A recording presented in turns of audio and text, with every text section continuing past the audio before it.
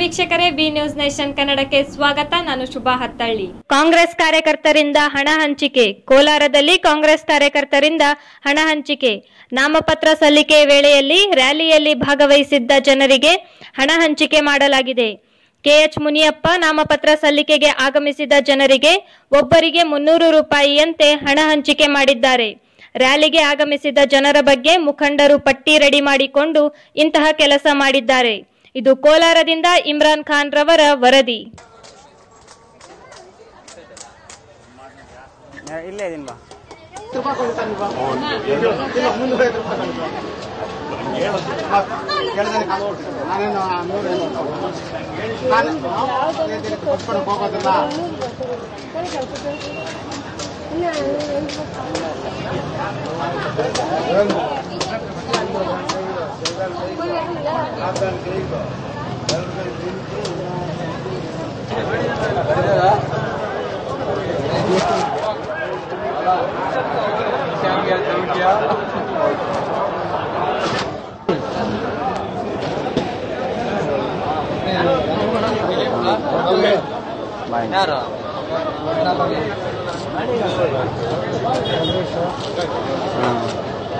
ಬರ್ರೆ ಇಲ್ಲೇ ಇದೀನಿ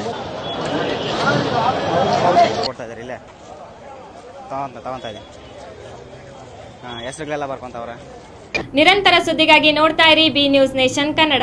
B news nation Kannada latest ನ್ಯೂಸ್ಗಳನ್ನು ನಿಮ್ಮ ಮೊಬೈಲಿನಲ್ಲಿ ನೋಡಲು ಯೂಟ್ಯೂಬ್ನಲ್ಲಿ ಬಿ ನ್ಯೂಸ್ ನೇಷನ್ ಕನ್ನಡ ಎಂದು ಟೈಪ್ ಮಾಡಿ, ಸಬ್ಸ್ಕ್ರೈಬ್ ಮಾಡಿ, ಬೆಲ್ ಐಕಾನ್ ಪ್ರೆಸ್ ಮಾಡುವುದರ ಮೂಲಕ ಲೇಟೆಸ್ಟ್ ನ್ಯೂಸ್ಗಳನ್ನು ನೋಡಬಹುದು.